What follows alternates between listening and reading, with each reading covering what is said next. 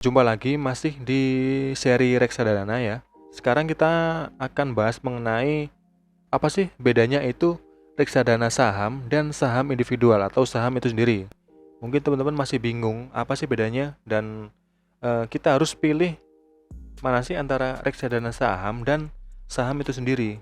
Nah, bagi yang belum paham antara perbedaan keduanya, akan saya jelaskan secara simpel ya atau sederhana ya melalui sebuah analogi sederhana. Nah, contohnya seperti ini.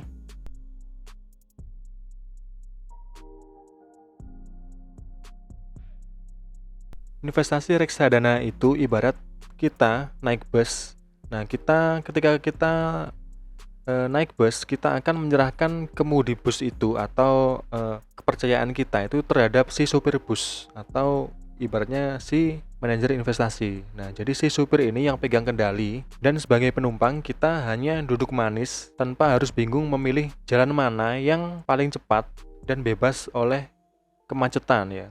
Nah, ini supir yang akan memikirkan hal-hal itu ya. Nah, ini ibaratnya si supir itu sebagai manajer investasi.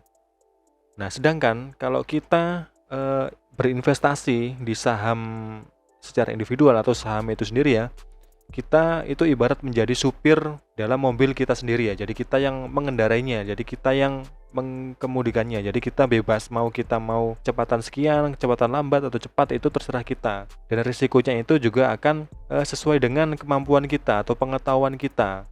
Untuk return tentunya mungkin kalau teman-teman ahli saham individual akan memberikan return yang lebih tinggi daripada reksadana saham itu sendiri. Nah, cuman jika kamu memilih saham, teman-teman harus memiliki waktu yang cukup lama untuk melakukan analisa terhadap emiten-emiten saham. Nah, jangan sampai teman-teman hanya memilih saham tanpa melakukan analisa. Nah, ini akan berbahaya.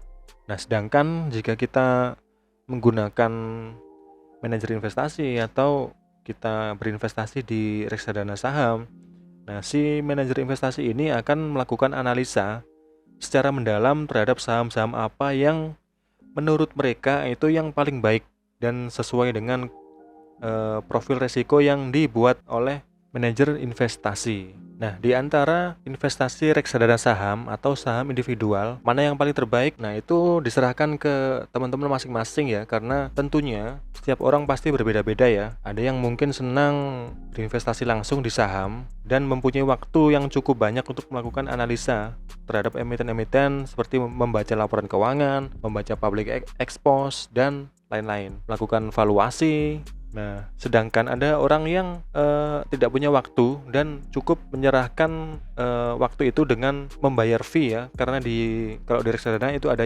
namanya fee atau expense ya, yang diserahkan ke si manajer investasi sekian persen gitu ya, ada yang 2%, 3%, atau 4%. Nah, fee itu untuk menggantikan waktu atau analisa si manajer investasi itu, karena kita nggak punya waktu untuk analisa atau kita nggak punya kemampuan untuk melakukan analisa terhadap aset investasi tertentu.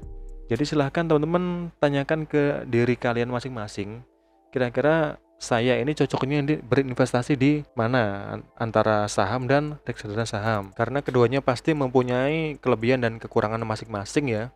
Dan itulah penjelasan mengenai bedanya antara saham individual dan reksadana saham. Semoga video ini cukup memberikan informasi atau gambaran ya. Dan sampai jumpa di video selanjutnya dan terima kasih.